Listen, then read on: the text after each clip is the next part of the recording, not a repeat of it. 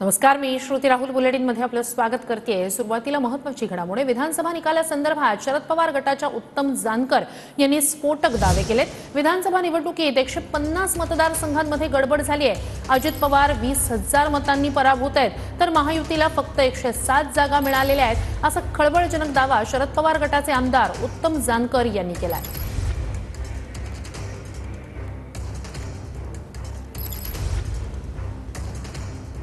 आता जी निवडणूक घेतलेली आहे या सरकारनं, त्यामध्ये जवळजवळ 150 मतदारसंघामध्ये यांनी गडबडी केलेल्या आहेत। यांचे मतदारसंघ किती आलेले आहेत पूर्ण सखोल माहिती काढल्यानंतर अजितदादा सुद्धा या मतदारसंघामध्ये 20,000 मतांनी पराभूत आहेत।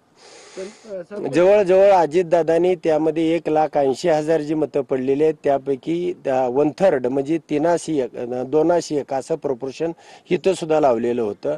त्यामुळं योगेंद्र दादांची मतं 80,000 अधिक 60 अशी 140 आहेत आणि त्यांच्यामधली 81 मधली त्या ठिकाणी 60 वजा होतात। 21 वरती अजितदादा सुद्धा राहत आहेत। अजितदादाजी फक्त 12 आमदार या ठिकाणी या राज्यामध्ये निवडून आलेले आहेत। त्यानंतर एकनाथ शिंदेचे फक्त 18 आमदार निवडून आलेले आहेत आणि हे जे भारतीय जनता पार्टीचे 77 आमदार, अशी मिळून सगळी मिळून संख्या त्यांची 107 आहे आणि 2-3 अपक्ष आहेत, अशी 110 फक्त संख्या आहे। आणि असं असताना यामध्ये जो सखोलपणाने मी अभ्यास केलेला आहे, प्रत्येक मतदारसंघ वाईज अभ्यास केलेला आहे।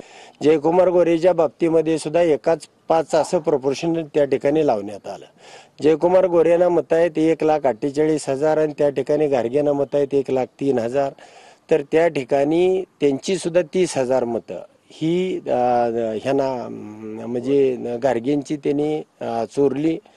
त्यामुळे ती जर वजा केली त्यामधून तर गारगे 1,33,000 वरती येतात आणि जयकुमार गोरे 1,21,000 वरती येतात। म्हणजे 10,000 मतांनी तिथं सुद्धा 13,000 मतांनी हे झालेलं आहे। आणि प्रत्येक मतदारसंघ वाईज मी काढलेला आहे, काही एकही मतदारसंघ मी त्यामध्ये तांत्रिक दृष्ट्या सगळ्या अंगानं त्याचा अभ्यास करतोय। मार्कडेवाडीच्या विषयानं ज्या पद्धतीनं आम्ही खोलामध्ये गेलो त्या पद्धतीनं ज्या बूथवरती मला 31 मतं दाखवलेली होती आणि त्यांना 400 मतं दाखवलेली होती, त्या ठिकाणच्या लोकांनी स्वतः येऊन प्रतिज्ञापत्र करून म्हणजे अफिडेविट करून त्या ठिकाणी मला दिलेले आहेत। मी निवडणूक आयोगाकडे येणाऱ्या 4 दिवसामध्ये राहुल गांधी आहेत, पवारसाहेब आहेत, निवडणूक आयोगाकडे आम्ही जाणार आहोत आणि त्यांना ही सगळी प्रक्रिया दाखवणार आहोत। शिवाय यामध्ये जी गडबड केलेली आहे त्यांनी, जी मशीनमध्ये कंट्रोल बॉक्समध्ये गडबड करतात, पण टेक्निकली आम्हाला ते समजून येत नाही।